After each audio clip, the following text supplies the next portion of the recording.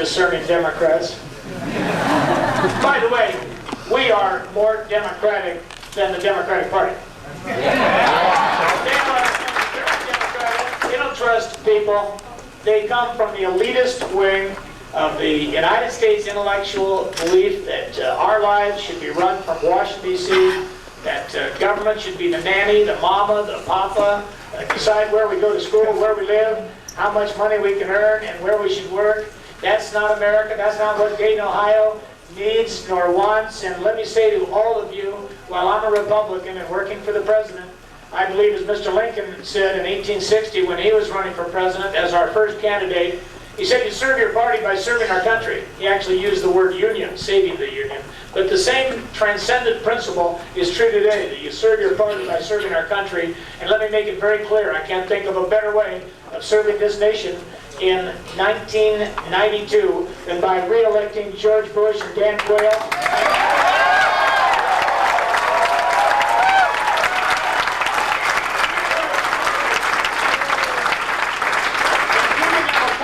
Can work with. And that means Pete Davis, not Tony Hall.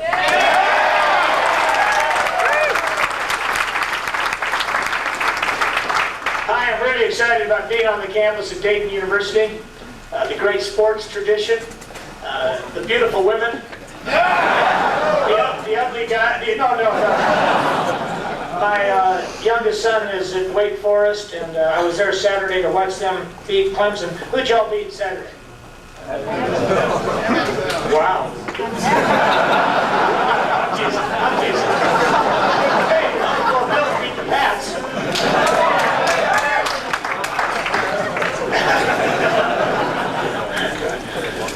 The Little Sisters of the Poor lost to them too. I took my watch off because I know that great speeches are short speeches. Mr. Washington's inaugural address was 124 words. Mr. Lincoln's inaugural address was 2.5 minutes. His Gettysburg address was 246 or 50 words, throughout 3 minutes. John F. Kennedy in Berlin in the early 1960s talked about the division in Berlin between East and West and said that freedom-loving men and women around the world identify with Berlin, or the cause of Free Berlin. And then he said those famous words, Ich bin ein Berliner, which mean, in strict translation, I'm a jelly roll.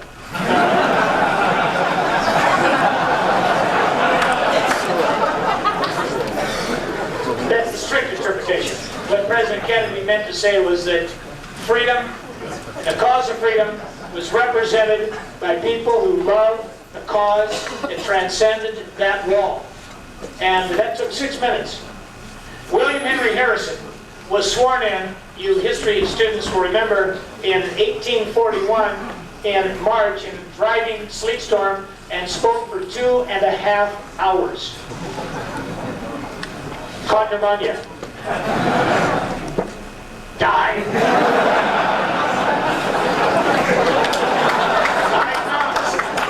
I promise to watch my time, and I know how formal you are at the university, but would you mind if I took my coat off? It's very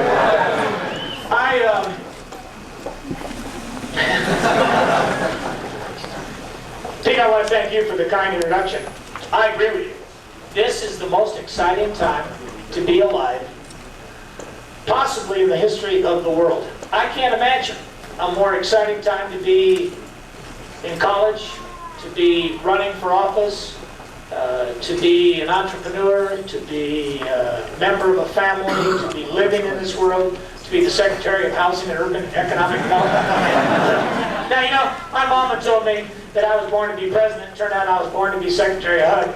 But you're born to be at any given moment what you're doing if it's bigger than just yourself. If you care about something, you care about your country, your community, about those values that are important to this nation, and about helping the world as well as helping our own nation achieve that which it was meant to achieve.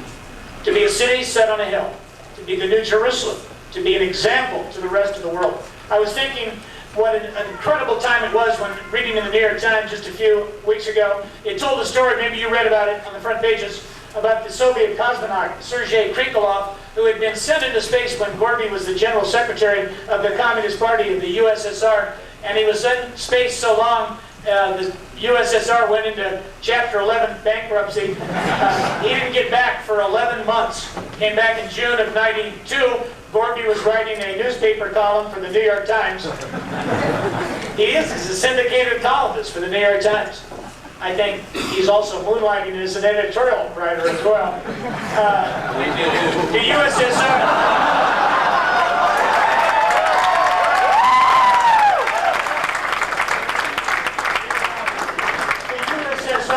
has become but a you. Yeltsin is the first democratically elected leader in Russia in over 1,000 years, a millennium. Communist Party today is on trial in downtown Moscow for 70 years of brutality, oppression, and lying to the people. And I can't say it's the end of history, as Francis Fukuyama wrote that wonderful book. But nonetheless, we're at a point in history where any system, communism, socialism, fascism, Nazism, Castroism, Maoism, apartheidism, any system, any ism at odds with our inalienable rights from our Creator to life and to liberty and to property are doomed to fail. And you say, well, Mr. Kemp, Thomas Jefferson said, life, liberty, and the pursuit of happiness. Well, ladies and gentlemen, there is no real happiness if you don't control your own life, empowered with the opportunity to own a piece of property, and whether it's property that is metaphysical or physical. That is what we were meant to be. We were meant to be what God meant us to be, not what Washington, D.C. meant us to be.